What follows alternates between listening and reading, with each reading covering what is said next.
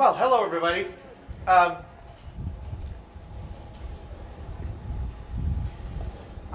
been talking up this session all day. I hope that we deliver. I can't believe it won't be interesting given who's up here with me. Let me just start with Stewart because there's a bunch of things about Stewart that make me excited to have him here. First of all, the title of the session, which might have seemed opaque to many of you, what the Dormouse says now, it was really a reference to an opaquely titled book that's one of my favorite books by John Markoff, who originally we had hoped would moderate this session. He moderated something for us last year. He wrote a book called What the Dormouse Said, which was about the PC's roots in the counterculture and how pretty much a huge percentage of what we know of as modern technology really emerged from basically hippies messing around in the 60s in Silicon Valley. And one of the things the book notes is that Stewart named the personal computer. He was the first person to ever use that phrase, personal computer. And he was around all that stuff. And so, he's got a pretty good perspective on how we got where we are today and where we might be going from here. And I can tell you that he'll say interesting things about that because I had a good chat with him on the phone about it. But I also want to say one other thing about Stewart, which I'm not sure he'll remember unless I might have recounted this to him on another occasion. But before Techonomy got started, I was sitting next to you at a dinner at a hotel right by the Golden Gate Bridge on the Marin side. I forget what the hotel's called. And I was talking to you about the geoengineering, which is something that Stewart's an expert on and was talking a lot about at the time, or he wrote about it anyway. And I said to him, yeah, but Stewart, what if we put too much sulfur dioxide in the atmosphere? And he looks at me with this big smile on his face and he goes, oh, we'll make mistakes. It's like, wow, but that's like the planet you're talking about. But the thing that I loved about it was, he has such a pragmatic and positive view of what's possible with technology. And that comment, oh, we'll make mistakes, said so jollily, actually was one of the things that bizarrely crystallized in my mind what Techonomy could be as a conference and as a concept.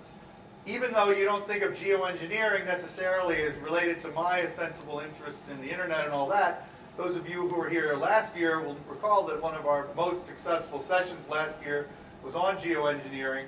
So we absolutely think of that as part of the Techonomy is at all the macro and the micro scale as well, and we'll hear a lot about the micro scale, I think, tonight. So anyway, Stewart gets a lot of credit for a lot of stuff, and he's just such a big picture guy. He even started the Long Now Foundation because he wanted more of us to think big picture. So enough said about him, but we're really happy that he's up here. Next to him, Walter de Brouwer, who's currently running a company called Scanadu, which is, as he describes it, is making the Star Trek tricorder in reality, which is where you sort of scan yourself and you know whether you're healthy or not. And he's currently waiting to get FDA approval on something that will take us in that direction as a, app, basically. But not only that, and he'll talk about some of this probably in the discussion, but just if I could get the chronology right, he started as you're Dutch or Belgian? Belgian. You're Belgian, okay. But you were living in the Netherlands, right? Oh, yeah. It's such a small area. But anyway, he was a pirate radio guy. Then he was a phone freaker. Then he started a magazine called Wave, which was like a European Mondo 2000 back in the, when was that? What was it, 92? 92. Only 2 people here know Oh, how many people here know Mondo 2000 was?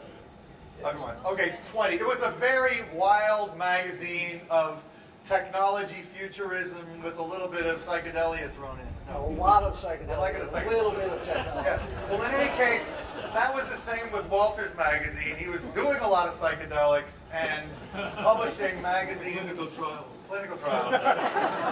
But then he went and got a PhD in semiotics and started several companies, including an ISP and a bank. And then he moved to Silicon Valley, and he's done a few things, and now he's doing this highly reputable Scanadu app thing. So he's moved from less reputable roots to the the establishment or something. Finally, Ina, who's up here just because I think she is one of the great journalists of tech, and she's been doing it for a long time, and I think she has perspective, which I think we all need, and I'm hoping she'll add it to this discussion.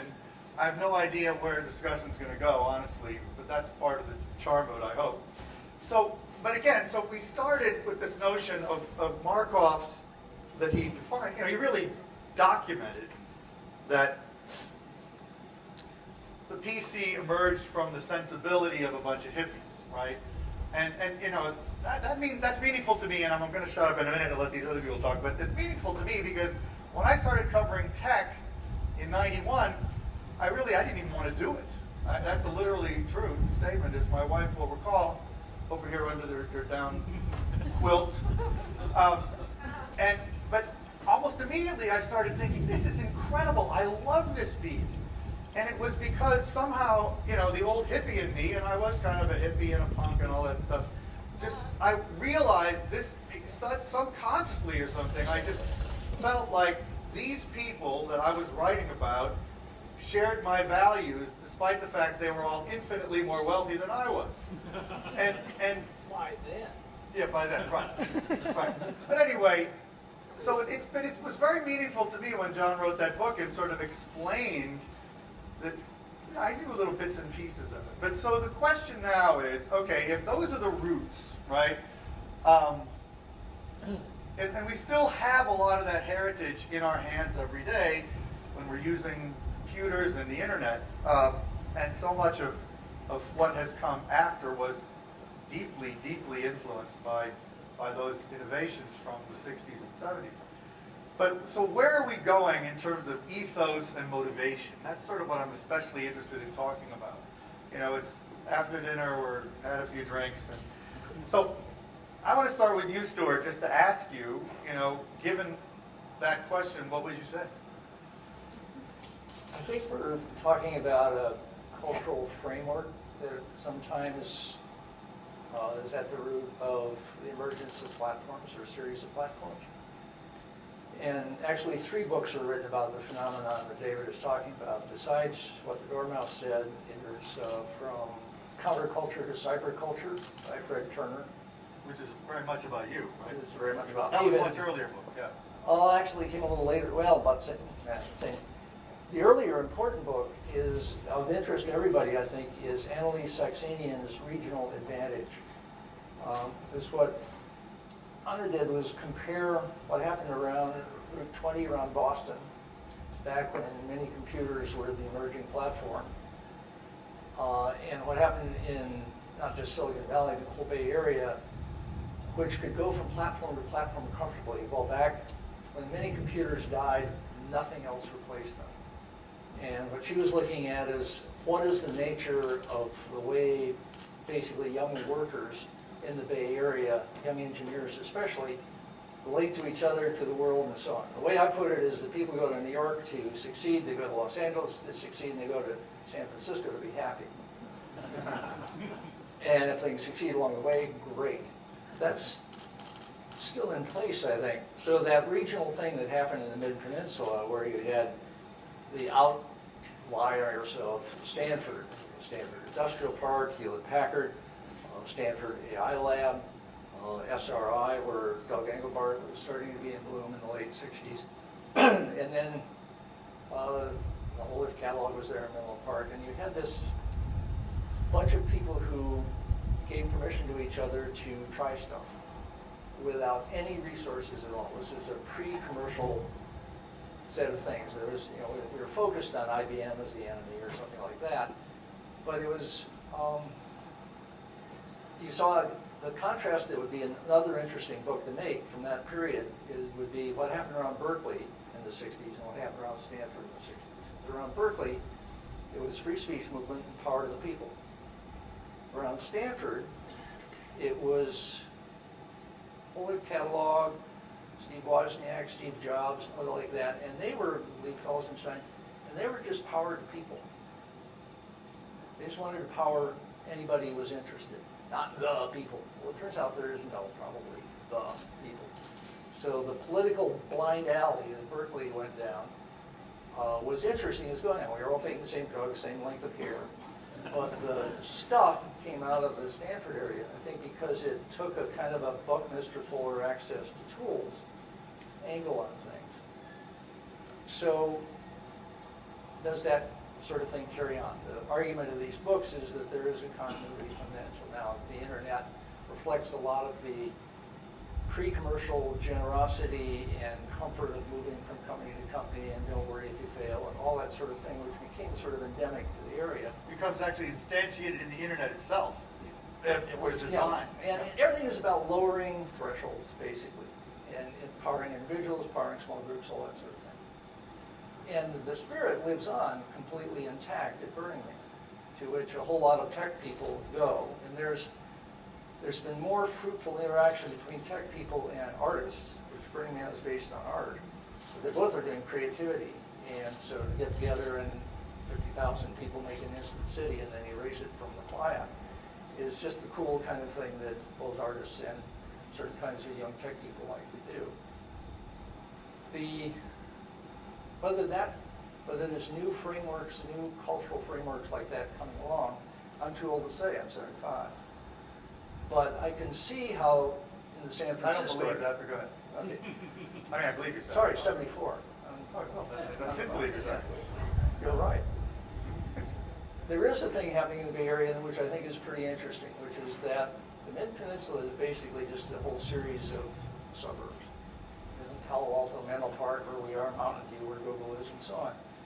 But suddenly Market Street in the south of Market, the South Park and so on, is getting a density of urban activity for people who don't want cars, and so they're doing car sharing, where the coffee shops are the center of things. You don't have to go to Bucks to make a deal and drive at some distance to make anything It's happen. still Bucks, but it's Starbucks. That's bingo, Nice. and it's still $4. But in any case, the Bucks was a coffee shop in where, Menlo Park? no, it's in Famously, Woodside. famously patronized by venture capitalists and entrepreneurs. And a great guy. Yeah. Yes. And Bucks-like things are emerging, I assume, all up and down Market Street now. And so listen closely when Jeff West talks, I guess tomorrow, about the intensity that goes on with cities. I think there's an urbanization happening to tech now, and you see another version of it in Manhattan, I suspect, that may be part of the new framing. And if Jeff is right, and he is right, about how cities intensify and accelerate things, is what you'll see is things moving even faster, not just the tech moving faster, but the cultural apparatus being comfortable with moving faster. That's my story. Well, that's not a bad start. Okay, well, there's a lot of things that I could follow up on that, but Walter, yeah, I gave a kind of brief summary of your bio, but talk a little bit about how you see your trajectory as a creative business starter, entrepreneur, and tech industry participant, and how you see what you're doing now with Scanadu and focusing on health fitting into the history that led you there. Well, so I came to live in America too late, actually. So I should have done it earlier, but so in Europe, so there has been a big invitation since like when I was 10 or 15, it started already the invitation of what happened in America, the free world.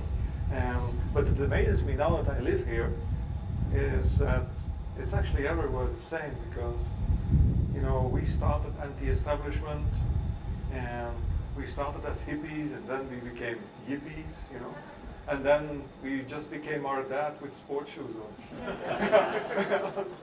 So in the end, the evolution that we have gone through, and certainly of baby boom, which is an interesting one, and because everything we have done, I think so in everything I have done from innovation meant, and I try to teach that to my people also, my team, I mean, innovation starts with acts of insubordination.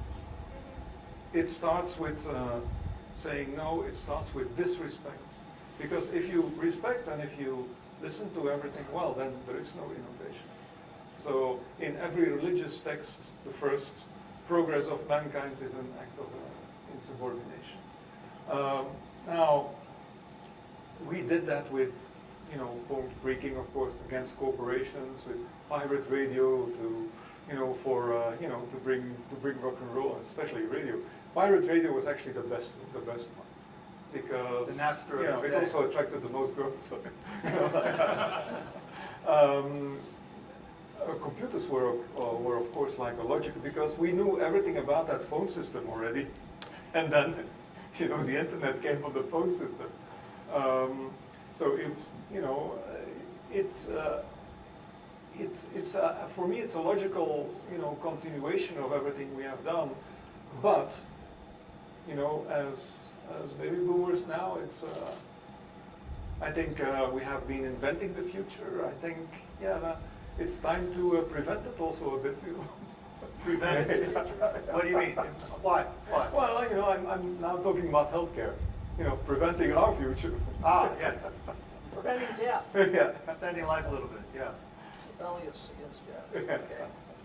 And so I think sometimes if we look at, I've seen, personal computers coming up. I was a bit late but personal computer magazines at the time were also actually pretty exciting. Now nobody thinks it's romantic anymore to read a test of 14 printers, who is the best, but it was at the time. And so, then the internet came, and of course, everyone afterwards said, like, of course it was logical. But I think what's now going to be, personal healthcare, that device in the hand of the people who can do their own medical readings, where they will, because again it will be the territory and the map, because the map of medicine is made by doctors. Is that who you're defying this time around? Yeah. So I think that the map will be rewritten by the people. Medicine will be rewritten, and it will be, like Wikipedia is better than Encyclopedia Britannica. So. And the same will be true with medical knowledge, medical science, medical treatment. And it's very important, because like medicine, and when, it's the intersection of, I think, eros and thanatos. It's life and death. When you are in that intersection, all great poetry comes from that intersection. One time in your life, you will find yourself in that intersection, and you will think like, shit, I'm powerless. And, giving that power to the people, that's going to be, one, I think, everything. It might even be that everything that baby boomers have done is a footnote to what's going to happen now in healthcare. What do you mean, a footnote? Well, like how this is going to change society, might even be, bigger than internet and personal computers, although it's integrated in that. When you say this, you mean the set of medical advances that will be possible because of the sort of bottom-up healthcare revolution. Yeah. Yeah. And I know Stewart has some thoughts on that, same along those lines, so we'll get to that in a second. But I want to hear from Ina, and I don't really know even what to ask you, but what did you hear that you disagree with or you agree with? Well, so I want to pick up actually on something that Walter said, because I think it's really true, but I think it's very nuanced. So the idea that Wikipedia is better than the encyclopedia, I think really is emblematic of how knowledge and learning have shifted, because I think it's true. But when you look at what made an encyclopedia great was you had an article written by one person who really knew what the hell they were talking about. Wikipedia is actually written by tons of people who don't know what the hell they're talking about. But it turns out that collectively, a bunch of people who don't know what they're talking about know more than one person who spent their lifetime researching it.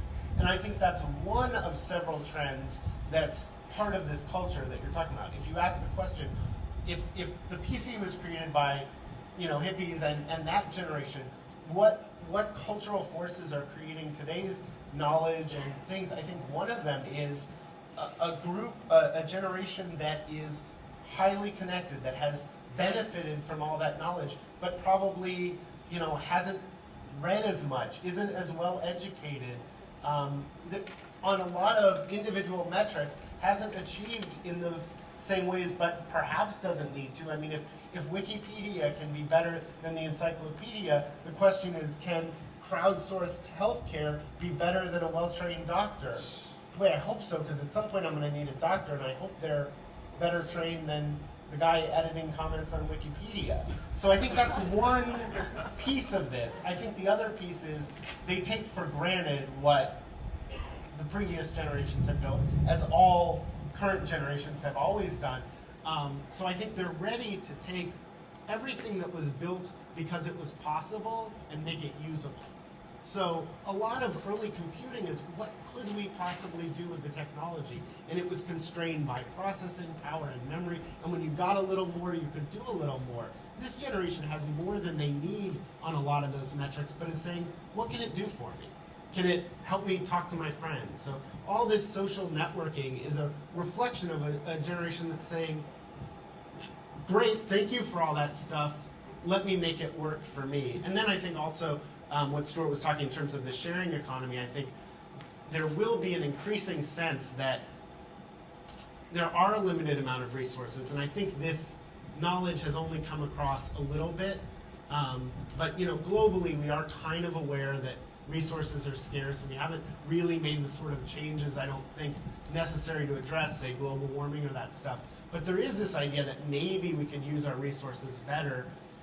I think that's an interesting one. I'm not sure where that goes, because the people that have the resources tend not to think it's better to share them with everyone. Do you want to say something? I would challenge that a little. I think partly in following Peter Schwartz here, who's been following the debate, so-called debate about peak oil and peak coal, peak fossil fuels, and so on. And he's been saying all along, it's not happening. It's not going to happen. There's always more to discover. He worked for Ronald Dutch Shell for a long time and knew very well how much there was yet to discover.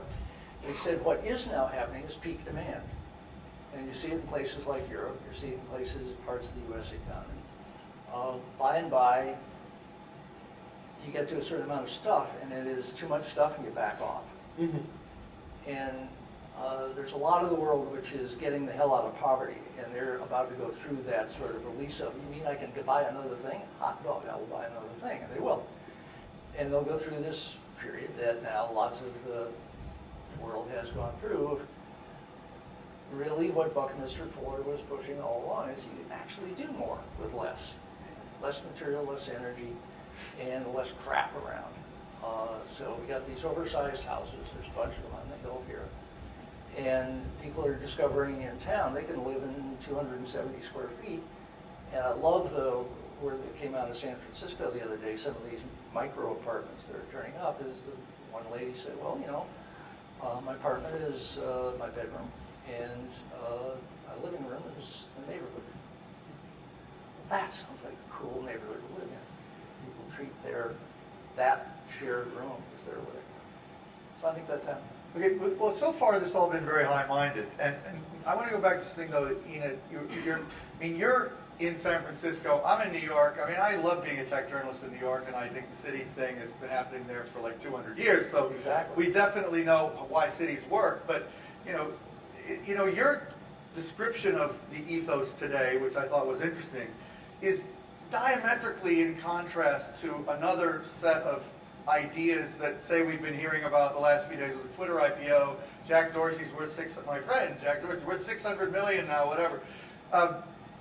The idea that all these app startups are going to be rich, it's like money is seen to drive so much of the motivation, but it isn't even part of the taxonomy you just described, and yet you're around people getting rich all the time. And I mean, how do you factor money into the way you just Well, I'm a laid out journalist, so in terms of motivation? I tend to stay away from money, but I always try to as a tech journalist.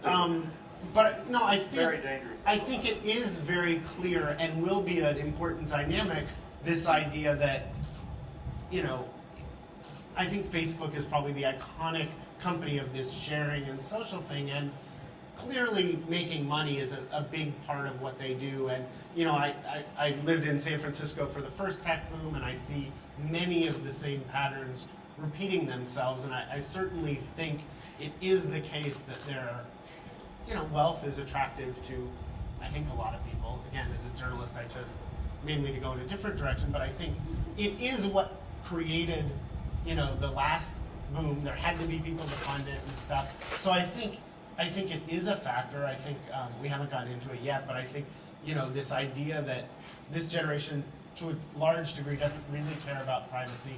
They don't really think they've ever had it, and they're not terribly interested in it. There's another group of people that says, well, I can make money off your lack of privacy. And I think that has fueled the economics of a lot of this current generation of companies. But do you presume that there's still, I mean, you know, one thing I often argue with people about, you know, is like you, I have the privilege of knowing, you know, Gates and Zuckerberg, and for all of their wealth and, you know, other factors, personality-wise, you know, they did not do it for the money. I mean, that's so obviously, you know, you don't have to know them very well to see that, but you really do see it when you talk to them and you get to know them. They're happy to be rich. You know, it's certainly great to be the richest man in the world, and nobody's going to turn that down. But Zuckerberg, I love to tell the story about how he turned down $4 billion when he was 22 from, you know, Steve Ballmer offered to buy Facebook for $15 billion, and Zuckerberg would have been the richest 22-year-old in world history, and he didn't even consider accepting it. So, you know, what somebody might say, well, he was canny enough to know he'd be even richer if he held on, and that's probably true in one sense, but I really think there is, among the most impactful entrepreneurs, there is some kind of higher motivation, which happily often, what are you laughing at? Did you make a lot of really sound financial decisions when you were 22? No, absolutely not. I was driving a taxi part-time when I was 22. Anyway, I don't know where I was going with that anyway. I think you're right about Bill Gates and Mark Zuckerberg, but I think if you look at all the people, not specifically the people at Microsoft or Facebook, but there's a large collection of people that tend to get close to those types of people. Who care about it. Do care, great. Right, but it's the real impactful ones seem to be, they just have a bigger view, right? Or not? And I they think that's a enjoy nice doing way weird to shit with their money. I mean, the great thing is we're getting better rich people out of this. That's true. They're richer, younger. They still got all of their pizzazz. They don't have a family. They know better than to screw their kids up with, you know, dumping money on them as some kind of dynasty. And so they're out going into space like Bezos and Richard Branson and so on. And Buying the Washington Post. buying the Washington Post. It is the case, I pay a lot of attention to conservation these days. What I heard from the chief scientist at Nature Conservancy is that there's now more managed wildland that is privately owned in the U.S. than there is public. In other words, you put all the national parks, state parks, and protected areas, all that stuff together, more in private hands. So people are just buying up places and letting it be a wilderness. That's pretty cool. That's very cool. That's public service. Since you're talking, I want to have you continue saying some other things. If the counterculture created the PC back in the 60s and 70s, right? I mean, who is the counterculture today? You can laugh at anything, but you have to explain I'm your sorry, laugh. I know. You just I'm have to just being explain jolly it. with you. I like You're your the jolliness. frowny guy and I'm the smiling guy. I like your jolliness, but you could have to explain your laughter, is all I'm saying. But Makers. who? Yeah, who? And be specific. What kind of makers? They're across the board. They are the disruptors now that are equivalent to the homebrew computer club. You know, one of the things they say about themselves is that we like to take, whatever we're not supposed to take the back off of, rip the back off and get our fingers in there and mess around. That's the old impulse of basically defying authority and doing it your way. And they all talk to each other, and they all have each other's tools, and they're all connected in Facebook and every other thing. So, you get these instant cultural phenomena that can easily occur. And so you can do a city in 3 weeks and then erase it in a week. That you can do these various pop-up events. You mean like retail Burning Man? crowds and so, yeah, Burning Man is what I'm talking about there. there is a capability of moving fast in a large, coherent way that makes the thing that we understood from Tom Malone a while back of, the way you make films is you put together a team and then they work together for 6 months or 3 months, whatever it is, and they make the movie and then they disperse. And then you do another team for another thing. Well, it's like that, only so much faster.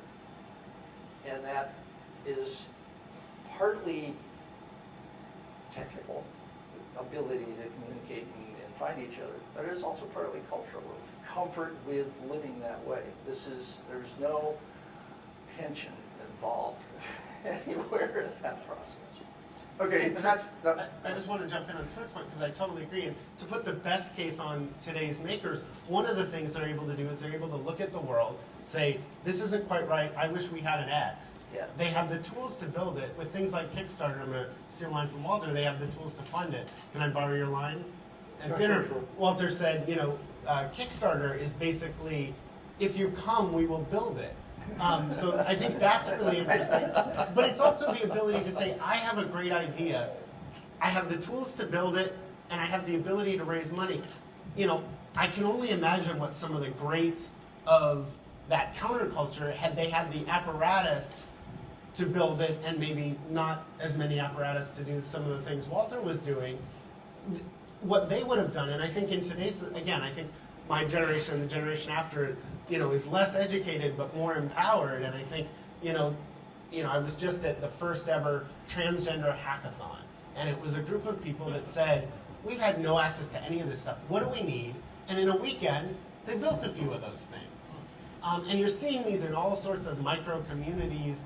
And, the idea is you really can build these things quickly. So I think that's the best part of this generation, is the ability to say this isn't right and quickly improve.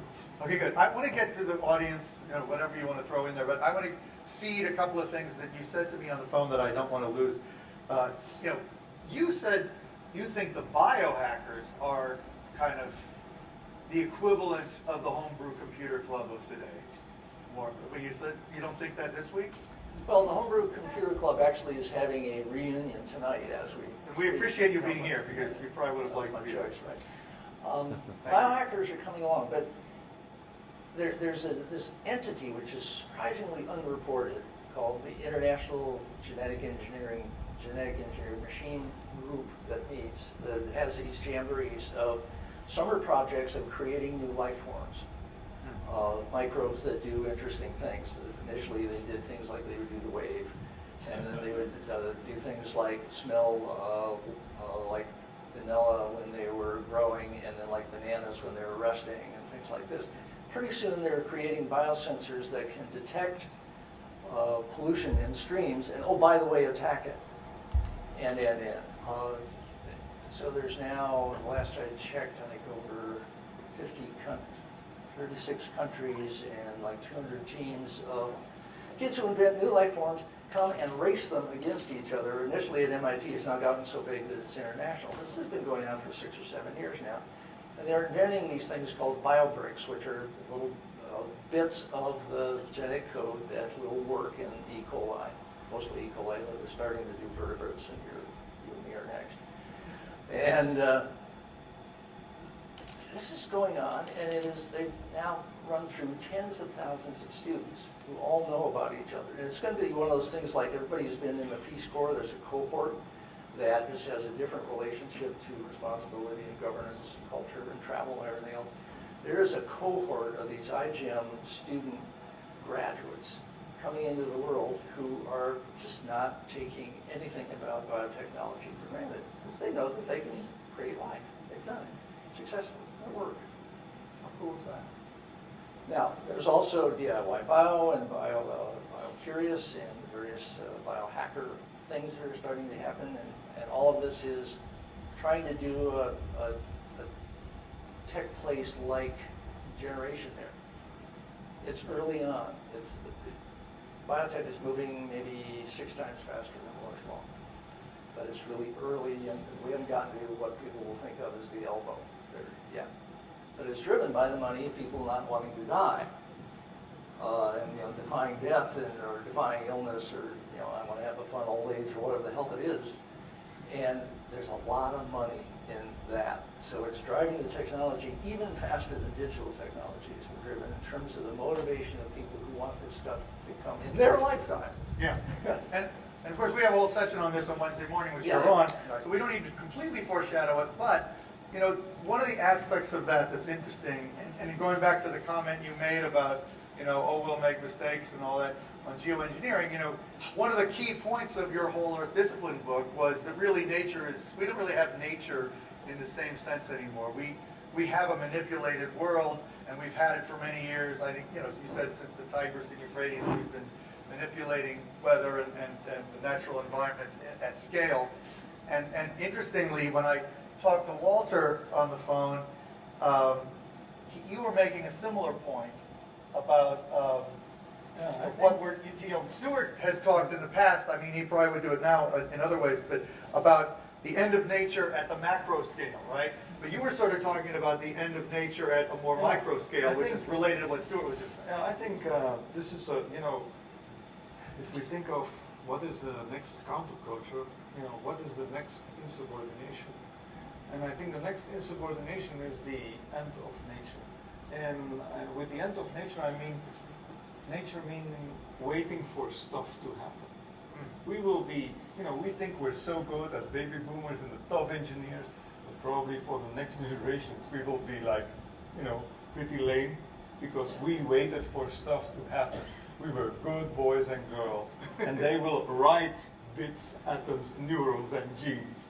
You know, then that will be the end of it, and that will be the real force of engineering. That's, you know, that's the next subordination, I think. Yeah. You also had a good line, if I can remember, did I write it down? Oh yeah, because I asked you about something along this, because I was telling you that Stewart had said to me on the phone something he's not saying tonight, that the people who are disregarding the biohackers today are making the same mistake that the computer industry of the day made in disregarding the homebrew computer club people. And so I told you that on the phone. I'm really like just seeding the whole thing here.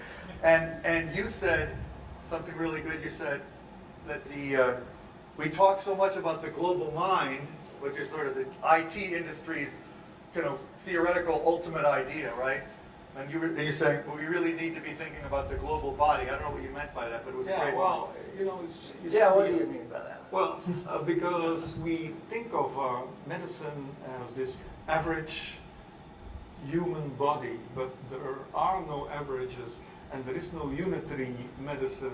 There is a protein medicine. We now agree that there are millions of cancers, so it is so versatile that in the end we will term medicine as sort of quantum mechanics where uncertainty is built in, you know, and biofeedback is a big force, and even placebo is a big force. And in the end, a lot of it is in the mind. Also, as Buckminster Fuller, and whenever I say something, you know, Stewart Brand and Kevin Kelly were my big, you know, I got everything from these guys, so you probably heard it already 20 times, or I'm rehashing your ideas.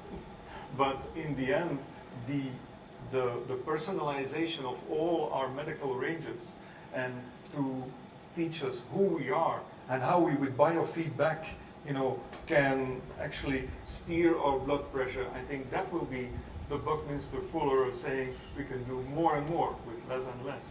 It's, you know, we've looked in our blood, we've looked in our genome, it isn't there, it's probably in our mind. Any thoughts, Ian, before we move to the audience? Because I think this is a pretty interesting conversation. Who has a comment or question or, you know, astonished reaction of some sort? Over here? Okay. Hi, we're actually getting stabbed Identify by- yourself now. I'm Jordan Brand from Autodesk. We're getting stabbed by cacti over here as we're talking, so we're taking a lot of risk in asking this. It's actually a comment. You guys just made me 180 on my 180 for tomorrow, so thank you. But now I don't know what the hell I'm going to talk about. I hear Autodesk is getting into bio making. Actually, Andrew, would you like to say something about this? We have the world's expert on it right here in the crowd. We have two Autodesk people here. Yeah, where is he? The smart one's on that side.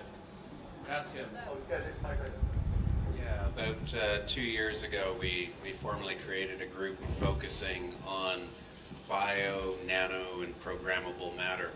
really domains of and scales of matter that we really hadn't been putting any effort into and trying to consider forward engineering and design. It's been moving very quickly. Our group has grown very, very fast. We've been supporting a lot of different groups, including the iGen groups at MIT, which is one of the fastest growing educational communities I've ever seen, Stewart. It's something like 18,000 people have been through it now in the last decade. I read in Chris Anderson's Makers book, which is wonderful, that Autodesk really embraced this movement early and solidly. How did that happen? I think it's a shift that we started seeing coming up organically. Autodesk, for those of you that don't know, it makes design software. They've been around for about 31 years, so they're kind of the largest software company you've never heard of. But in 31 years, they had something like 12 million professional engineers and customers that use their tools. In the last 3 or 4 years, we've got about 130 million new makers joining in with these really cheap app-based design programs. So we've just seen it really rushing to, because of the intersection of high-performance computing, these cheap apps, and these new output devices like 3D printers. So we're just riding the wave. Yeah, Autodesk is doing extremely impressive things at the moment. I mean, we're really happy to have two of its leading thinkers here tonight. So was there a question, Jordan, you were going to get around to there? Or well, the question is, what should I 180 my 180 on? well, you don't give us enough information there, man. I don't know. I'll figure it out tonight. More line on the side. Okay, thank you so much. I have a Boy, when she says that, something's really going wrong. Over here? Yeah. Oh, Andrew. yeah, I have a question for Stewart in particular. Identify yourself, though. My name's Andrew Keane. Stewart, there's a lot of vagueness on this panel. You A lot of what on this panel? vagueness, Vagueness? V-A-G-U-E-N-E-S. You've spoken about the people and all the rest of it. But the reality of the last 20 years, in terms of this supposed revolution you've led and encouraged and all the rest of it. It's true, IBM didn't go away. IBM's irrelevant, Stuart. You know that. It's not. The point is Google, the point is Facebook, the point is Instagram. This revolution that you've encouraged and you've eulogized is only creating more inequality, more kind of injustice. So you skirted around the issue, Stuart. But what's the reality of this? The reality of a world of more inequality, a world where there's a tiny proportion of very, very rich technologists and everyone else who's missing out on this idealized revolution. I'll bet you've been saying that for quite a while. And it gets less true every week. I've been going to these digital conferences for 35 years now. Really? And boy, have I seen a lot of things keep coming up. The thing that kept coming up year after year was the digital divide. And always on the last day there'd be a kind of a chanting together, we must solve the digital divide, that getting these wonderful tools that we wealthy nations get to have and get it to the rest of the world, those poor things. And everybody would go away feeling noble and helpless. And it was such a waste of time. Kevin Kelly pretty much nailed it. What happens is, what the rich people get to do is use the new tools while they're really expensive and really crappy. And they get it through that process, they get down the learning curve, well, they work pretty well, and by then they're absolutely grabbed by anybody who can grab them. The most classic example being cell phones. And cell phones, remember just a couple of years ago at conferences like this, somebody would stand up and say, half the world has never made a phone call. And we would all feel They're bad. really wringing their hands. Yeah, and wringing their hands about that. How do we fix that? At that very moment, as Clay Shirky pointed out, that was not an interesting thing. One, it wasn't true that week anymore. And the other thing was the delta, was the rapid take-up of phone making, phone connecting, and phone call making that was going on.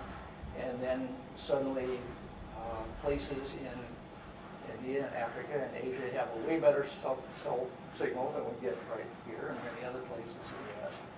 And there's all sorts of small businesses where they get a few handsets, they make a tower, they get a few more handsets, they make another tower, and then it permeates out more than the roads do.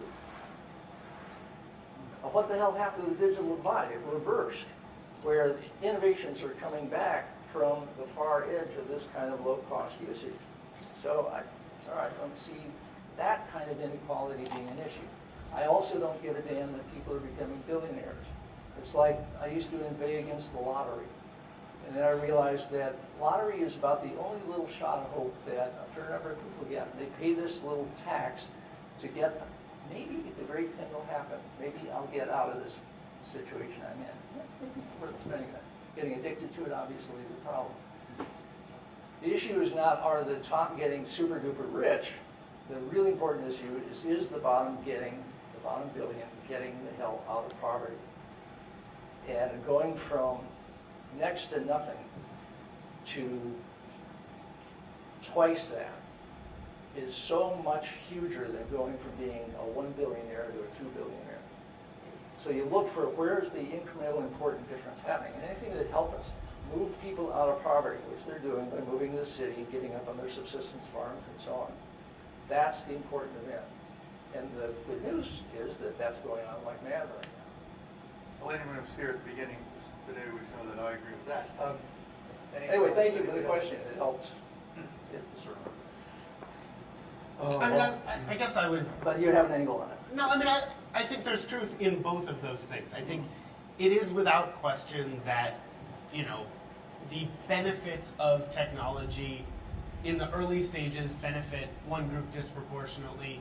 And I think it's also, I certainly wouldn't disagree with Stewart that if you look at the impact of technology on, it's having a global impact. And you could argue it in the early stages of technology that it wasn't trickling down. I think it's hard to say that technology hasn't changed lives globally.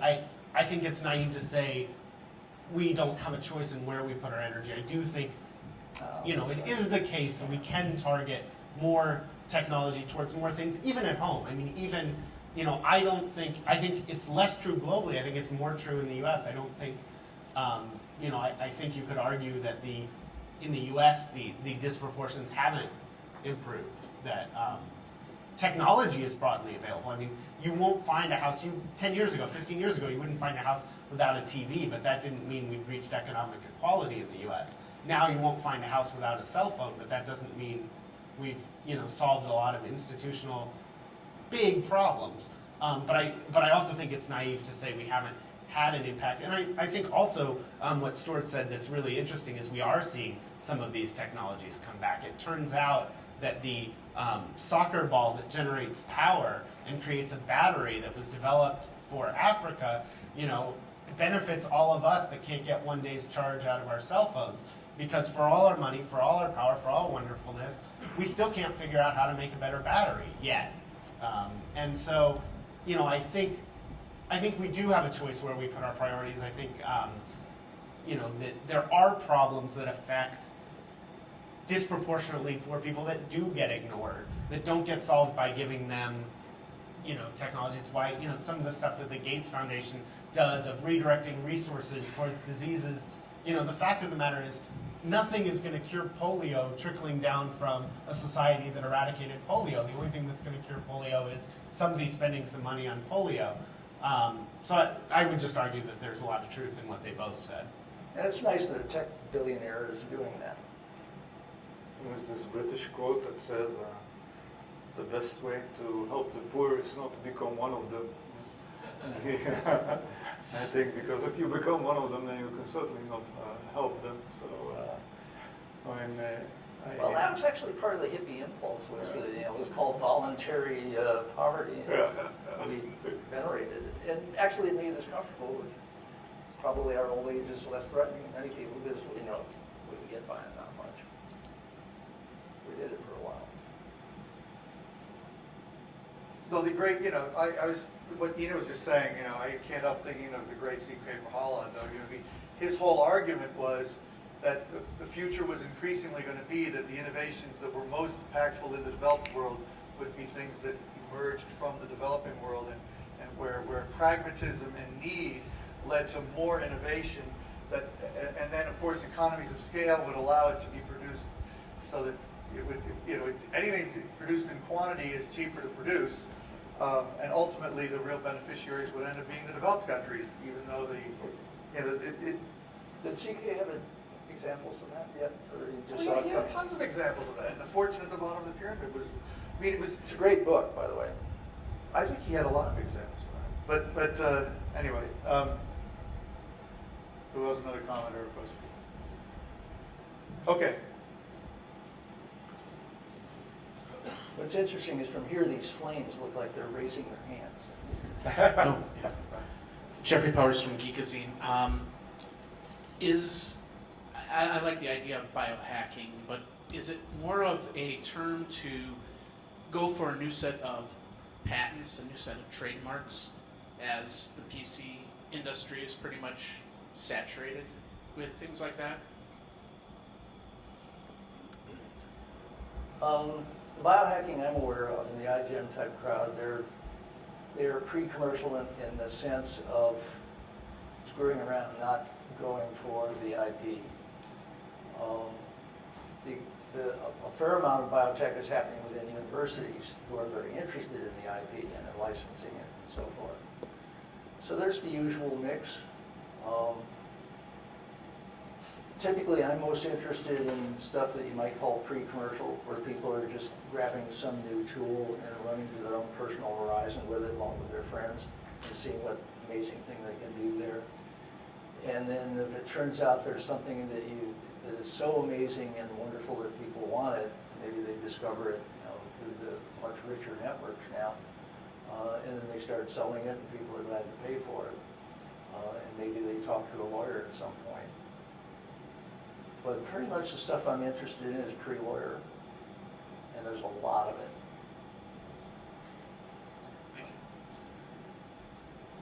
Okay. Can we get the mic up here quickly? Okay, thank you, Nancy. Erased. Thank you. So, looking at this biorevolution that's coming and looking at the Van L. Ron of Accenture, sorry. oh, sorry, Dan Elron Accenture. Looking at the biorevolution that's coming and looking at the tech revolution that we're in the middle of, what recommendations would you have to the future Bill Gateses, et cetera?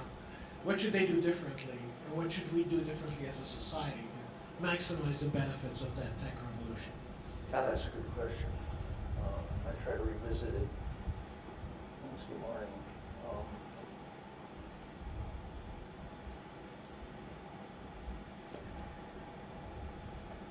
Right after Craig Venter created out of a computer a genome which he then put into an organism and flipped it into the organism that the genome represented, there was a White House collection of rather young, old hands in that area who got together to conjure about, if we can, quote, create life, which is not what Craig did, but he was getting pretty close to it. What are the hazards we have to work about, and should this technology be sequestered, and all this kind of stuff. And they basically said it's too early to worry.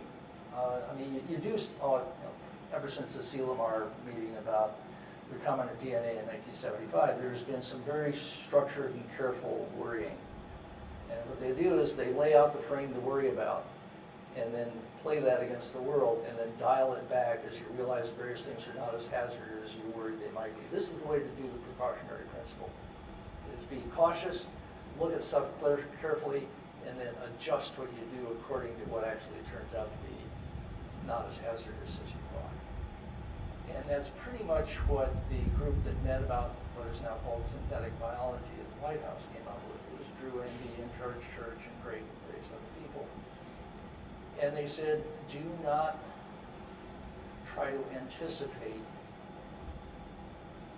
profound dangers and legislate accordingly with this technology. They had seen that happen with recombinant DNA back in the 1970s. Recombinant DNA was just the beginnings of gene splicing, as they called it then. And the City Council of Cambridge, Massachusetts said, well, you're not going to do any in Cambridge. And the city council of Berkeley, California, site of the University of California, well, you're not going to do any in Berkeley. And there started being these, anticipatory shutdowns based on nothing yet, but just random Frankenstein fears. And so what came out of the White House is basically saying, watch how this emerges. They use the term vigilance, which I've used in the book, and they've gotten hold of this. A kind of a cautionary vigilance. So you watch this stuff and then legislate according to what happens in the world rather than what your most ignorant Congress people can imagine might happen in the world, or what the stupidest troll online imagines might become a problem. That is not the way to legislate hazard with new technology. So I think it's from both the top and in a sense from the bottom, there's a lot of sanity going on with the emergence of this new technology, except in Europe, of course, where they're allergic to anything that has a gene involved. I'll be sorry. Okay. Jim Sligler down. Several people referenced Kevin Kelly, and going back to his 5,000 days of the internet speech, something that he said really struck me, and was that the revolution was not the technology, it was the business models. That's where it all came from. So what do you see as future new unanticipated business models with what's going on with the makers and what's going on in gene space that you see? Well, the medical, human biomedicine is what's driving the technology so rapidly, and there's a very well-established set of business models around hospitals and pharmacological companies and so on. I think there are 3D printer-like things that will be coming along.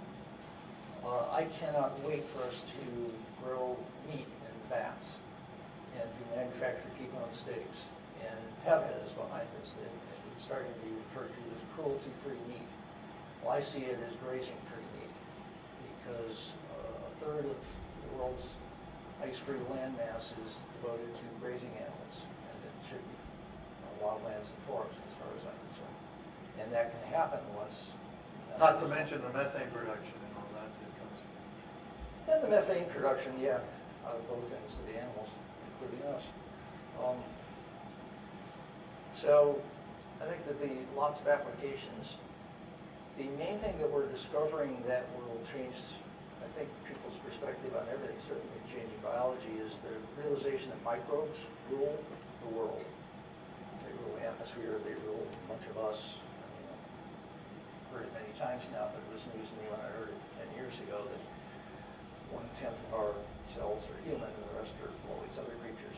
And we have, what is it now, 26,000 genes, and they have 20 million genes, which they're passing around among each other all day, every day, transgenically. The way microbes relate to each other, I think, will, once we understand more of the ecology, bucket brigades and all these things they do, quorum sensing, etc., will become a new set of biological metaphors for understanding organized behavior. We're not there yet. Science has yet to be done.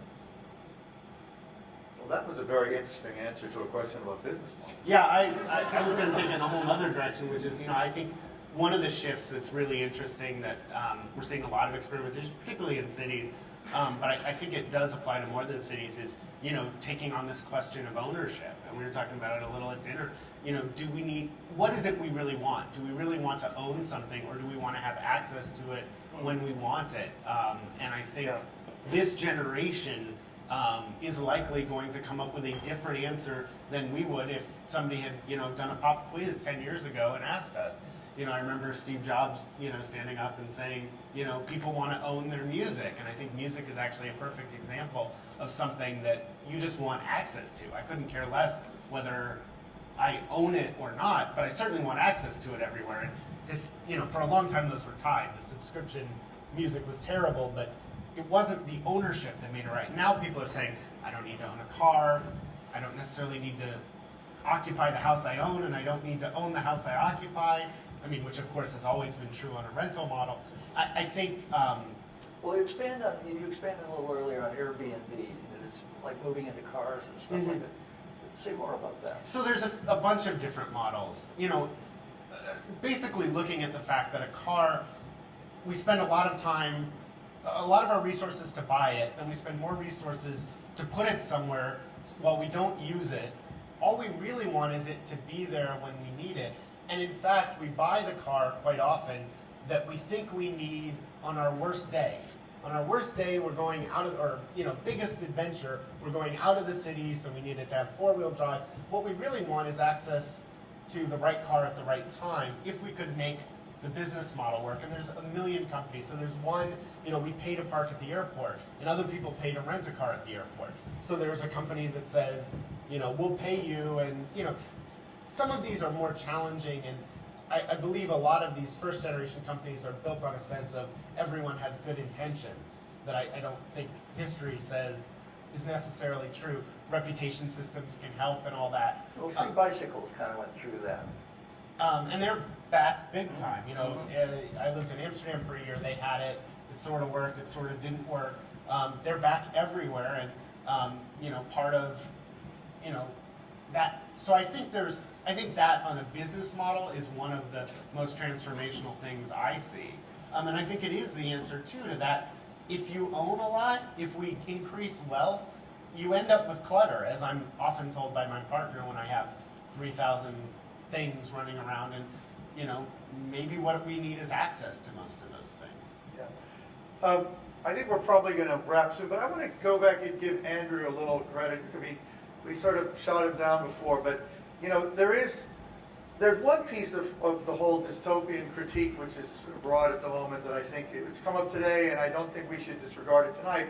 The whole issue of jobs, and it came up in some of the discussions we had preparing for this.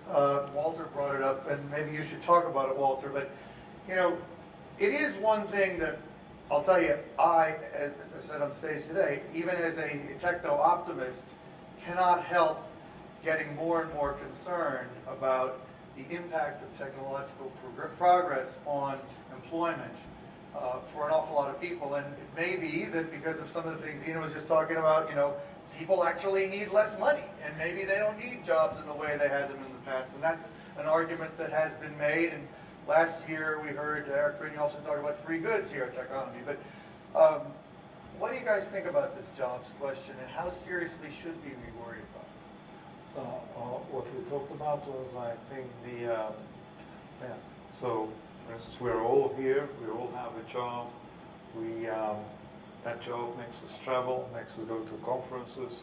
Every day we're exposed to new problems because of who we are and that identity. But very soon, like 1 billion people are going to lose their jobs, and so they will no longer be exposed to these problems. So when you're not exposed to the problems, you don't know the answer. So a part of this world will not understand the world anymore, and the other part will understand the world. And then we come into, everyone talks about the technological singularity, but perhaps singularity is an economic singularity, where the part of the world that doesn't have these jobs, not exposed to problems, doesn't know what's going on, feels the gravity of being pulled by technology or the others, and doesn't even understand it. I think that's part of the fact that it changes the identity and no longer commercially interesting. It also kills the soul. I also think they'll be exposed to the problem of they can't eat, and that creates problems, and they can't provide housing. I mean, I think it's really easy to talk about the benefits, and I don't think people need a job, but there has to be a means of sustenance. So if we're going to decide that we only half the people have to work, we're going to have an economic system that works for that, and I don't think we have one. So I think we better figure out how to have jobs. They don't have to be the same jobs, but I'm not worried that people without jobs won't be facing problems. I'd be worried about the problems they do face. I mean, I think ultimately we can't not educate a sector of our population. We can't not feed a sector. We can't not employ. I mean, for a variety of reasons. Yeah. Remember the leisure crisis. Might be before your time. In the 60s, groups like this would get together and fret about how there's going to be too much leisure and people wouldn't know what to do with it, and they should all study humanities and stuff like this, so they would be able to entertain themselves with all this leisure that was going to crush them. And it was, just a totally illusory problem. The opposite occurred. Now everybody's complaining about it. Geez, nobody ever, This might be in that category. It is the case that robots are coming for everybody's jobs. Kevin Kelly makes the case that if a robot can do your job, probably a robot should do your job. And you should find a job that a robot can't do, or that you don't care if a robot can do it, you want to do it your way. Artisanal food is sort of raised this way now. And then there's a whole, people will pay extra for food that is raised with that kind of attention and love and polyculture approach, and then you get it delivered to your door and all that. This is all real stuff. Food is not necessarily any better than something from a farm where there's one guy on a tractor and he's reading a magazine because the tractor is taking care of what's happening in the field. So, yeah, stuff is moving, but it's patchy. And so there will be places where the robots replace people doing certain things, and lots of other places where that hasn't happened yet, or it may not even happen because of some other cultural framework. So the pragmatic thing to ask is this useful to worry about? I think yes, but That's a good one. you question it. Yeah, I You do. don't think we should bother worrying? Well, I've just seen too many things like the leisure crisis that we worried about. It was just a total waste of time. Well, I hope you're right. I'm certainly going to stop worrying about it now. It's nice to end on an optimistic note, I'll say that. I do think we should end because I've seen more than one pair of eyes drooping. But I think this was a fun conversation. And I hope we can continue. Nobody has to go to their rooms now. I mean, we can continue talking amongst ourselves. But I'm really pleased to have had such an interesting trio of panelists. I think all three of you really are the kind of deep thinkers we need more of. So thank you for being here.